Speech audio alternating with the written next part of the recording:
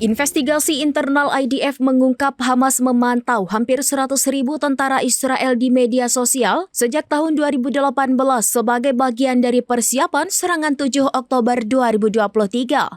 Sekitar 2.500 anggota intelijen Hamas dilaporkan membuat ribuan akun palsu di Instagram, Facebook, hingga menyusup ke grup WhatsApp internal tentara guna mengumpulkan data pangkalan, sistem keamanan, posisi unit, dan dokumentasi kendaraan tempur. Informasi tersebut kemudian dipakai untuk membangun model 3D dan simulasi VR. Materi latihan itu menjadi dasar pelatihan pasukan elit Nukba dalam skenario penyusupan ke pangkalan IDF.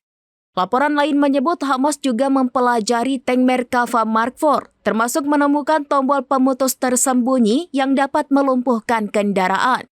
Pengetahuan ini diterapkan saat serangan ke sejumlah pos IDF di perbatasan Gaza, termasuk Nahal Oz yang menewaskan lebih dari 50 tentara.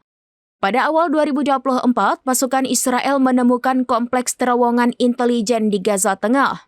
Situs bawah tanah yang dijuluki Pentagon itu berisi peta pangkalan IDF, catatan intelijen, simulator VR, hingga replika peralatan militer yang diduga dikumpulkan dari media sosial tentara selama bertahun-tahun.